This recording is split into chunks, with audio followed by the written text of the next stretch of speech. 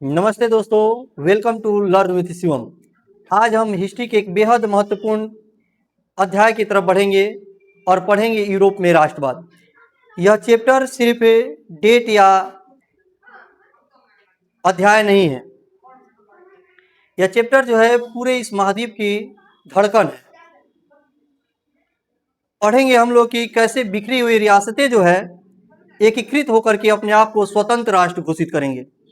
यह चैप्टर जो है बोर्ड के एग्जाम के लिए बहुत ही महत्वपूर्ण है और इससे बाहर कुछ भी नहीं आएगा। हम लोग शुरू करते हैं इसके बारे में और हम शुरू करते हैं पहला चैप्टर। और पहला चैप्टर का पहला सवाल देखते हैं कि क्या कहता है। पहला सवाल कह रहा है कि यूरोप में राष्ट्रवाद के भावना के बीज रोपण कब हुआ था। मतलब कि यूरोप में राष्ट्रवाद की भावना का बीज रोपण कब हुआ था। तो यूरोप में राष्ट्रवाद की भावना का बीज रोपण जो हुआ था, ऑप्शन में दिया हुआ है पुनर्जागरण काल, मध्यकाल, अनंत काल, इनमें से सभी। तो इसका आंसर जो होगा ये होगा पुनर्जागरण काल। क्या होगा? इसका आंसर होगा पुनर्जागरण काल। चलिए आगे बढ़ते हैं दोस्तों सवाल नंबर 2 की ओर।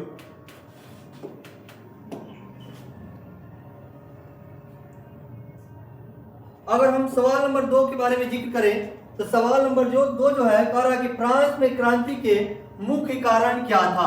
फ्रांस में क्रांति का मुख्य कारण क्या था, मतलब कि फ्रांस में क्रांति क्यों हुआ था। फ्रांस में जो क्रांति हुआ था आपको पता होगा। फ्रांस में क्रांति के समय जो शासक था यानी जो राजा था उसका नाम था लुई 16वां। कौन था?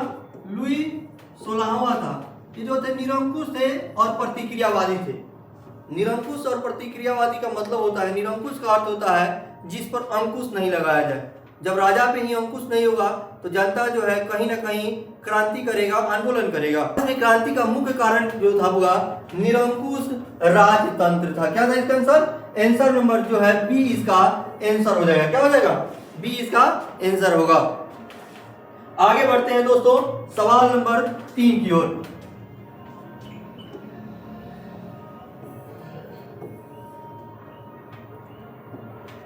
देखिए सवाल नंबर 3 क्या कह रहा है, पढ़ते हैं हम लोग। नेपोलियन जो है फ्रांस का शासक कब बना था। सवाल नंबर 3 का कथन है कि नेपोलियन फ्रांस का शासक कब बना था। नेपोलियन जो है फ्रांस का शासक बना था 1804 में, 1810 में, 1806 में, 1808 में। तो इसका आंसर जो होगा ए नंबर होगा। नेपोलियन फ्रांस का शासक जो था 1804 में बना था। कब बना था वो? 1804 में बना था। सवाल नंबर 4 की ओर हम चलते हैं और देखते हैं कि सवाल नंबर 4 जो है क्या कह रहा है। सवाल नंबर 4 कह रहा है कि नेपोलियन संहिता किस वर्ष लागू किया गया था। मतलब नेपोलियन संहिता जो था किस वर्ष लागू किया गया था। नेपोलियन संहिता जो है 1804 में लागू किया गया था। अगर पूछ दे कि नेपोलियन संहिता में कोड कितने हैं, क्या पूछ देगा हुआ? अगर पूछ दे कि कोड कितने हैं तो कोडों की संख्या जो हो जाएगी वो 5 हो जाएगी। कितनी हो जाएगी हुआ? तो कोडों की संख्या 5 हो जाएगी। आगे बढ़ते हैं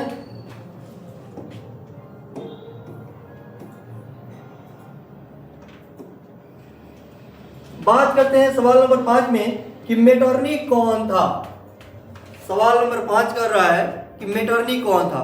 तो मेटरनिख जो था हुआ ऑस्ट्रेलिया का चांसलर था। क्या था हुआ? मेटरनिख जो था ऑस्ट्रेलिया का चांसलर था। क्या था?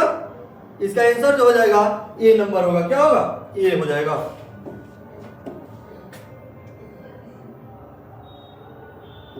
सवाल नंबर 6 जो है कह रहा है कि किसने कहा था कि फ्रांस जब छींकता है तो पूरे यूरोप को सर्दी जुकाम हो जाता है।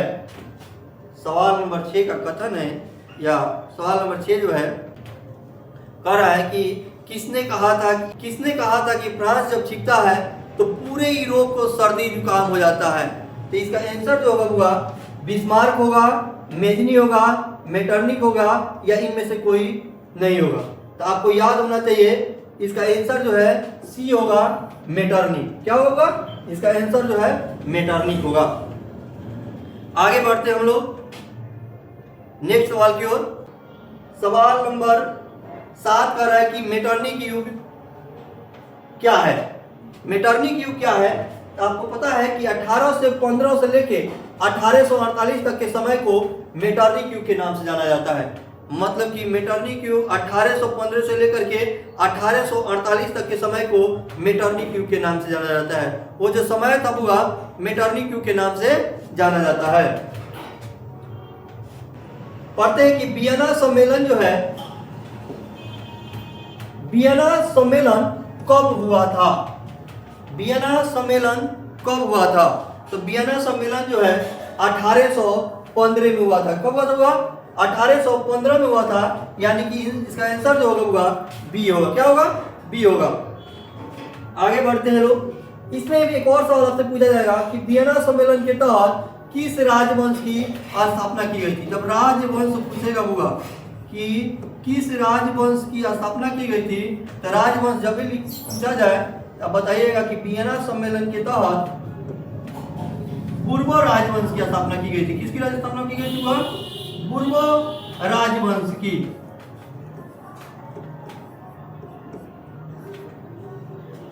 वियना सम्मेलन के तहत किस राजवंश की स्थापना की गई थी? तो वियना सम्मेलन के तहत पूर्व राजवंश की स्थापना की गई थी। आगे बढ़ते हम लोग नेक्स्ट सवाल की ओर।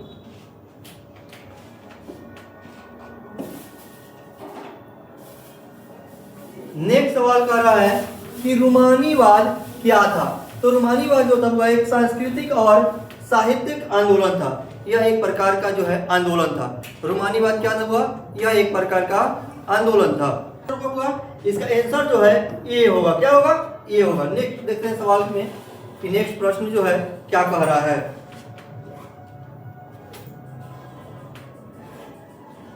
यहाँ पे थोड़ा सा मिस प्रिंटिंग है, हम ध्यान देंगे।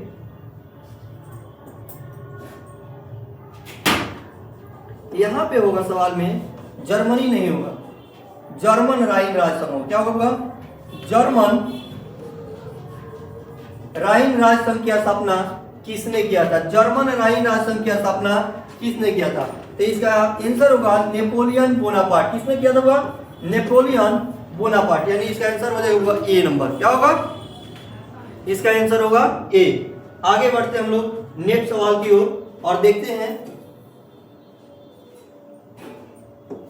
सवाल नंबर 10 का 11 कह रहा है इटली तथा जर्मनी वर्तमान में किस महादेश के अंतर्गत आते हैं? इटली तथा जर्मनी जो है वर्तमान में मतलब अभी के समय में किस महादेश के अंतर्गत आते हैं? इटली तथा जर्मनी जो है वर्तमान में यूरोप महादेश के अंतर्गत आते हैं। इसका आंसर जो होगा ए होगा। क्या होगा? ए होगा। चलिए आगे बढ़ते हैं नेक्स्ट सवाल की ओर। सवाल नंबर 12 की ओर कितना चलते हैं? सवाल नंबर जो है 12 की ओर चलते हैं।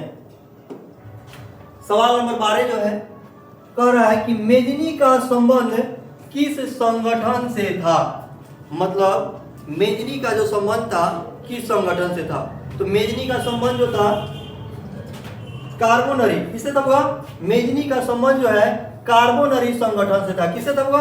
कार्बोनरी संगठन से था। आगे बढ़ते हैं कि नेक्स्ट सवाल क्या कह रहा है। तो नेक्स्ट सवाल की ओर हम लोग बढ़ेंगे और पढ़ेंगे कि क्या सवाल है। सवाल नंबर 13 की ओर हम लोग आ चुके हैं। पढ़ेंगे इटली जो है, इटली के एकीकरण का मसीहा जो है किसे कहा जाता है? इटली के एकीकरण का मसीहा किसे कहा जाता है? तो इटली के एकीकरण का मसीहा मेजनी को कहा जाता है। किसे कहा जाता है? मेजनी को। यानी कि इसका आंसर जो होगा सी होगा। क्या होगा? इसका आंसर जो है सी होगा। चलिए आगे की ओर बढ़ते हैं फिर से हम लोग नेक्स्ट सवाल की ओर कि यंग इटली क्या कह रहा है? सवाल नंबर 13 कि यंग इटली की स्थापना जो है किसने किया था? यंग इटली की स्थापना किसने किया था? तो यंग इटली की स्थापना जो है मेजनी ने किया था। अगर सवाल पूछ दे कि कब किया था, तो यंग इटली की स्थापना जो है कब किया था? याद होना चाहिए यंग इटली की स्थापना जो है 1831 में किया था। अगर पूछ दे कि यंग यूरोप की, किसकी हुआ? यंग यूरोप की स्थापना कब हुआ था? यंग यूरोप की स्थापना पूछ देगा।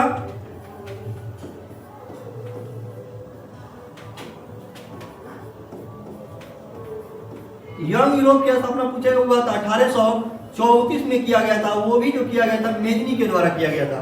अगर सवाल पूछे यंग इटली की स्थापना किसने किया था, तो मेजनी ने किया था, और कब किया था, तो 1831 में।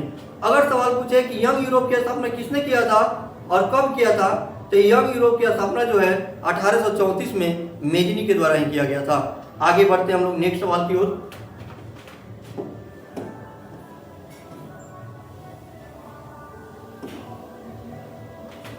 सवाल नंबर 15 कह रहा है काउंट काबुल को विक्टर इमैनुअल ने किस पद पर नियुक्त किया था। मतलब कि काउंट काबुल जो थे, काउंट काबुल को विक्टर इमैनुअल जो थे किस पद पर नियुक्त किया था, क्या बनाया था। तो काउंट काबुल को विक्टर इमैनुअल ने प्रधानमंत्री के पद पर नियुक्त किया था। किस पे नियुक्त किया था, प्रधानमंत्री के पद पर नियुक्त किया था। यानी इसका आंसर जो हुआ बी होगा। क्या होगा, बी होगा। आगे बढ़ते हैं हम लोग नेक्स्ट सवाल की ओर, देखते हैं कि नेक्स्ट सवाल क्या है।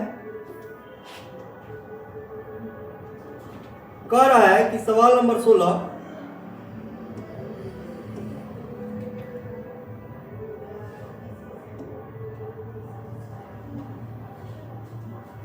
चलिए हम लोग देखते हैं सवाल नंबर 16 की ओर। किसने अपनी कूटनीति के बल पर इटली की समस्या को संपूर्ण यूरोप की समस्या बना दिया था। सवाल नंबर 16 कह रहा है किसने अपनी कूटनीति के बल पर इटली की समस्या को पूरे यूरोप की समस्या बना दिया था। मतलब कि इसका आंसर जो होगा, इसका आंसर हो जाएगा आपके लिए काउंट काबुल। क्या होगा, काउंट काबुल होगा। काउंट काबुल जो थे अपने कूटनीति के बल पर इटली के समस्या को पूरे यूरोप की समस्या बना दिए थे। बता तो देखेंगे कि सवाल नंबर 17 क्या कह रहा है। काउंट काबुल कौन थे, सवाल में पूछ दिया काउंट काबुल कौन थे। तो देखिए काउंट काबुल जो थे एक सफल कूटनीतिज्ञ थे। उन्हें यह पता था कि कब क्या करना है। जो व्यक्ति दाव पे जानता है उसे कूटनीतिज्ञ कहा जाता है। क्या कहा जाता है, वह कूटनीतिज्ञ कहा जाता है। यानी काउंट काबुल जो थे एक सफल कूटनीतिज्ञ थे और इन्हें ये पता था कि कूटनीति किस तरह से किया जाता है और कब किस समय का उपयोग करना है और कब किस तरह से चलना है और क्या देखना है, ये काउंट काबुल के पास में पता था। काउंट काबुल को एक सफल कूटनीतिज्ञ कहा जाता है क्योंकि उनकी चली हुई दाव जो थी कभी गलत साबित नहीं हुआ था। इसलिए काउंट काबुल को एक सफल कूटनीतिज्ञ कहा जाता है। आगे बढ़ते हैं हम लोग नेक्स्ट सवाल की ओर और देखते हैं कि नेक्स्ट सवाल जो है क्या कर रहा है। सवाल नंबर 18 कि गैरिबाल्डी जो है पेशा से होगा। क्या होगा, गैरिबाल्डी जो है पेशा से, किससे हुआ, पेशा से। गैरिबाल्डी पेशा से क्या था, तो गैरिबाल्डी जो है पेशा से एक नाविक था। बात कहते हैं कि गैरिबाल्डी जो थे पेशा से क्या थे, तो गैरिबाल्डी जो थे पेशा से एक नाविक थे, यानी कि नाव चलाते थे। क्या चलाते थे बुआ, नाव चलाते थे। आगे बढ़ते हम लोग नेक्स्ट प्रश्न की ओर और देखते हैं। देखिए ये भी सवाल बहुत महत्वपूर्ण है। महत्वपूर्ण इसलिए है कि इस प्रश्न को बोर्ड के एग्जाम में बहुत बार पूछा गया है और पूछे हुए सवाल को हम बता रहे हैं आपको कि लाल कुर्ती नामक संस्था का गठन किसने किया था। क्या किया था वह, लाल कुर्ती नामक संस्था का गठन किसने किया था। तो लाल कुर्ती नामक संस्था का गठन जो था गैरिबाल्डी ने किया था। क्या किया था वह, गैरिबाल्डी ने किया था। इसका आंसर जो होगा वह डी होगा। क्या होगा, डी होगा। आगे बढ़ते हैं हम लोग नेक्स्ट प्रश्न की ओर और देखते हैं।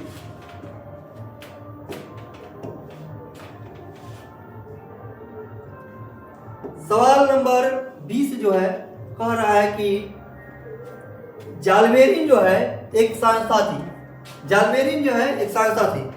जालबेरिन किस चीज की संस्था थी, तो जालबेरिन जो थी एक व्यापारियों की संस्था थी। किसकी संस्था थी होगा, व्यापारियों की संस्था थी। इसलिए इसका आंसर जो होगा ए होगा। क्या होगा, ए होगा। देखिए जालबेरिन जो थी एक व्यापारियों की संस्था थी, और इसीलिए कहा जाता है जालबेरिन क्या था, तो जालबेरिन एक व्यापारियों की संस्था थी। आगे बढ़ते हैं नेक्स्ट प्रश्न की ओर और देखते हैं कि नेक्स्ट प्रश्न हमारा क्या कह रहा है।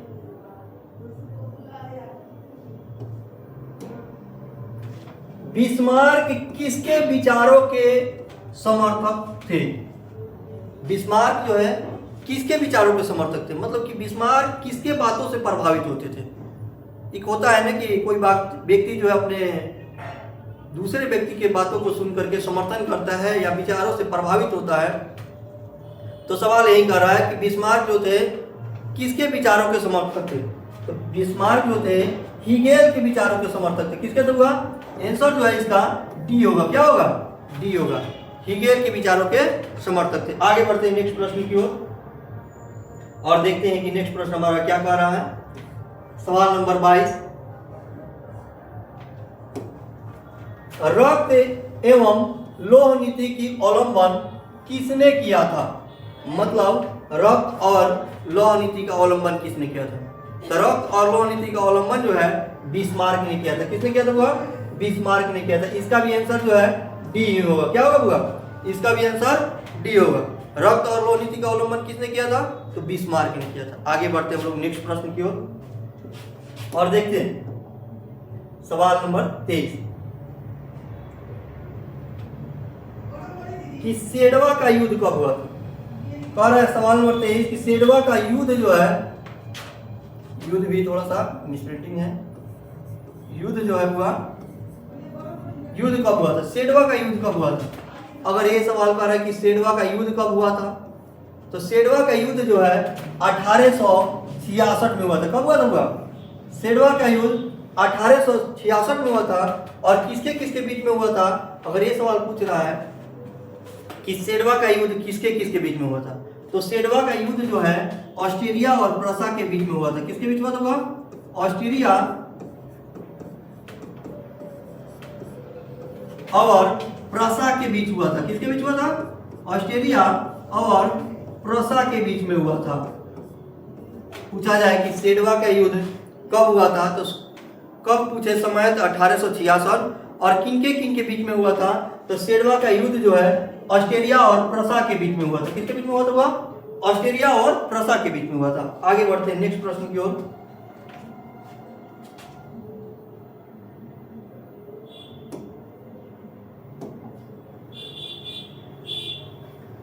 नेक्स्ट प्रश्न कह रहा है कि सेडोन का युद्ध किसका हुआ? सेडोन का। कह रहा है कि सेडोन का युद्ध कब हुआ था? सेडोन का युद्ध जो हुआ 1870 में हुआ था। कब हुआ था? सेडोन का युद्ध जो है 1870 में हुआ था। अगर ये पूछे कि सेडोन का युद्ध किसके किस बीच में हुआ था, तो अगर सेडोन के युद्ध के बारे में पूछे किनके बीच हुआ था, तो एक तो था फ्रांस। कौन था? फ्रांस। और फ्रांस और प्रसा के बीच में हुआ था। किसके बीच हुआ था? फ्रांस और प्रसा के बीच में हुआ था। अगर आपसे पूछे कि सेडोन का युद्ध जो है किनके किनके बीच हुआ था, तो सेडोन का युद्ध जो है एक तरफ फ्रांस था तो दूसरी तरफ में प्रसा था, उन्हीं के बीच में हुआ था। आगे बढ़ते हैं हम लोग नेक्स्ट प्रश्न की ओर। इसका आंसर जो है ए होगा। और किनके किनके बीच लड़ा गया था, तो फ्रांस और प्रसा के बीच लड़ा गया था। आगे बढ़ते हैं हम लोग नेक्स्ट प्रश्न की ओर, देखेंगे कि नेक्स्ट प्रश्न क्या है हमारा।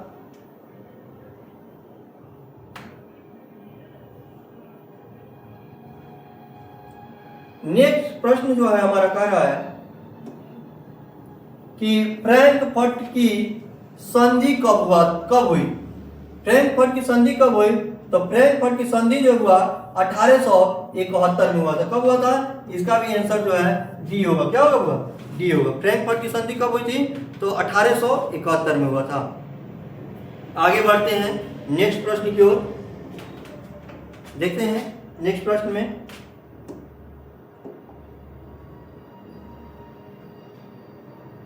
देखिए यहाँ पे भी युद्ध थोड़ा सा मिसप्रिंटिंग हो गया है, तो थोड़ा सा देखिएगा। किस युद्ध के बाद जर्मनी का एकीकरण पूरा हुआ था? तो किस युद्ध के बाद जर्मनी का एकीकरण पूरा हुआ था? तो आपको पता है कि पहले लड़ा गया था सेडवा का युद्ध। कौन सा युद्ध हुआ? सेडवा का युद्ध। सेडवा के युद्ध को लड़ने के बाद में एक और युद्ध हुआ था जिसका नाम था सेडोन। इसीलिए समझिएगा कि आखिरी युद्ध जो हुआ था इसका नाम था सेडोन। सेडोन के युद्ध के बाद में जर्मनी का एकीकरण जो है पूरा हुआ था। किसका युद्ध पूरा हुआ? जर्मनी के एकीकरण पूरा हुआ था सेडोन के युद्ध के बाद। किसके बाद? सेडोन के युद्ध के बाद। आगे बढ़ते हैं हम लोग नेक्स्ट प्रश्न की ओर। यूरोप का पालना किसे कहते हैं? अगर बात करें कि यूरोप का पालना किसे कहते हैं पूछ रहा है तो आपको दो सवाल पूछा जाता है। एक पूछा जाता है यूरोप का मरीज और दूसरा पूछा जाता है पालना।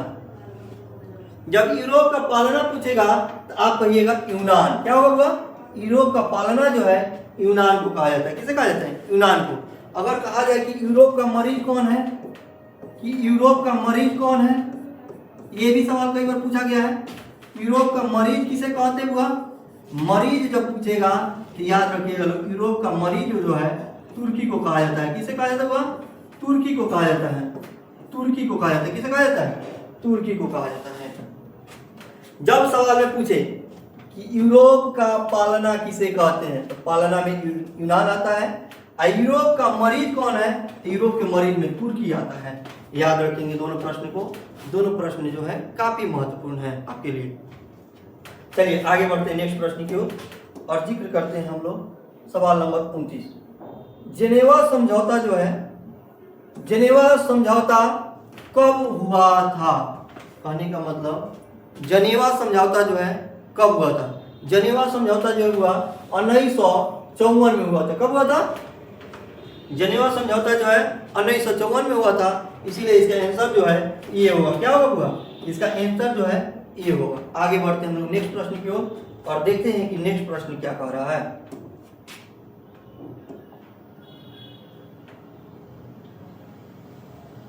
देखिए एक और सवाल जो बहुत महत्वपूर्ण है आपके लिए। किस देश का ज्ञान विज्ञान प्रेरणा का स्रोत है? मतलब किस देश का ज्ञान विज्ञान जो है प्रेरणा का स्रोत? ऑप्शन दिया हुआ है तुर्की को, यूनान को, इटली को, फ्रांस को, लेकिन इसका आंसर जो होगा वह यूनान होगा। यूनान के ज्ञान विज्ञान जो है प्रेरणा के स्रोत है। तो किस देश के ज्ञान विज्ञान प्रेरणा के स्रोत है हुआ? तो यूनान के ज्ञान विज्ञान जो है प्रेरणा के स्रोत है। आगे बढ़ते हैं नेक्स्ट प्रश्न की।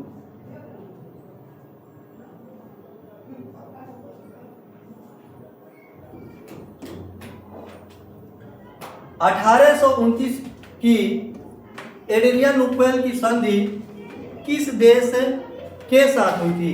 मतलब एड्रियानोपल की जो संधि थी किन देशों के बीच में हुआ था? तो एड्रियानोपल की संधि जो है तुर्की के बीच में हुआ था। किसके बीच में हुआ था? तुर्की के बीच में हुआ था। 1829 में एड्रियानोपल की संधि हुआ था जो तुर्की के साथ हुआ था। आगे बढ़ते हम लोग नेक्स्ट प्रश्न की ओर देखते हैं।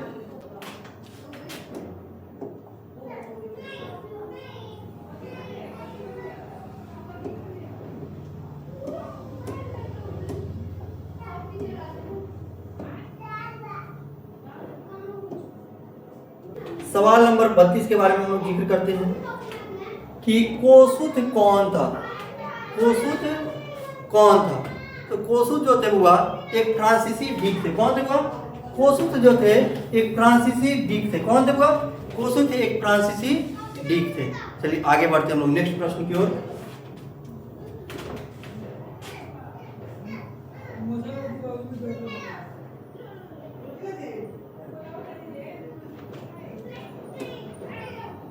हंगरी की राजधानी कहाँ है? अगर पूछा जा रहा है कि हंगरी की राजधानी कहाँ है तो हंगरी की राजधानी जब पूछा जाएगा तो हंगरी की राजधानी जो है बुडापेस्ट है। कहाँ है हुआ? हंगरी की राजधानी जो है बुडापेस्ट है और इसका आंसर हो जाएगा ए नंबर। अगर भाषा सवाल नंबर 34 कह रहा है कि टीपू सुल्तान कहाँ का शासक था? टीपू सुल्तान कहाँ का शासक था? टीपू सुल्तान जो था हुआ मैसूर का शासक था। कहाँ का शासक था? टीपू सुल्तान एक मैसूर के शासक थे। इसीलिए आप लोग इसका आंसर याद रखेंगे मैसूर। क्या होगा आंसर? इसका आंसर जो हुआ मैसूर होगा। आगे बढ़ते हैं नेक्स्ट प्रश्न की ओर। देखिए वहां पे हम लोग पढ़े थे कि जनेवा समझौता कब हुआ था। यहाँ पे कह रहा है कि जनेवा कन्वेंशन कब हुआ था। तो जनेवा कन्वेंशन जब भी कहेगा तो जनेवा कन्वेंशन आप लोग याद रखेंगे 1864 में हुआ था। कब हुआ? कन्वेंशन जो है 1864 में हुआ था। कि जनेवा कन्वेंशन कब हुआ था? तो जनेवा कन्वेंशन जो है 1864 में हुआ था। आगे बढ़ते हैं हम लोग नेक्स्ट प्रश्न की ओर। आखिरी सवाल कह रहा है कि क्रीमिया का युद्ध कब हुआ था। क्रीमिया का युद्ध जो है कब हुआ था, क्रीमिया की लड़ाई कब लड़ी गई थी, तो बताना है लड़ाई के बारे में। तो क्या 1866 से 1870 के बीच में हुआ था, कि 1853 से 54 के बीच में हुआ था, 1850 से 1840 के बीच हुआ था, या 1855 से 1856 के बीच। तो आपको याद होना चाहिए 1853 से 1854 के बीच में एक युद्ध लड़ा गया था जिसका नाम है क्रीमिया का युद्ध। तो जब इस सवाल में पूछे कि क्रीमिया का युद्ध कब लड़ा गया था, तो 1853 से लेकर के 1854 के बीच में एक युद्ध लड़ा गया था, जिसे क्रीमिया के युद्ध के नाम से जानते हैं। चलिए दोस्तों, चैप्टर 1 का जितना भी महत्वपूर्ण प्रश्न थे या जितने भी प्रश्न हुए थे जो पूछे जा चुके आपके एग्जाम में, उन सभी प्रश्नों का हल हम लोगों ने कर चुके हैं। आप लोग बस इस वीडियो को देखेंगे और अपने सभी दोस्तों के पास में शेयर करेंगे। सभी दोस्त को शेयर करके बोलेंगे कि एक बार इस क्लास को देखें और बताएं कि क्लास कैसा है। क्लास देखने के बाद ये आपको एहसास होगा कि चैप्टर 1 का जितना भी ऑब्जेक्टिव है जो एग्जाम में पूछा गया है या चैप्टर 1 से ऑब्जेक्टिव बन सकते हैं, उन सभी प्रश्नों को जो है हम हल करा चुके हैं आपके लिए। आप लोग इस वीडियो को देखेंगे, सब्सक्राइब करेंगे, लाइक करेंगे और अपने दोस्तों को शेयर करेंगे। चलिए आज के लिए हम विदा लेते हैं, लेकिन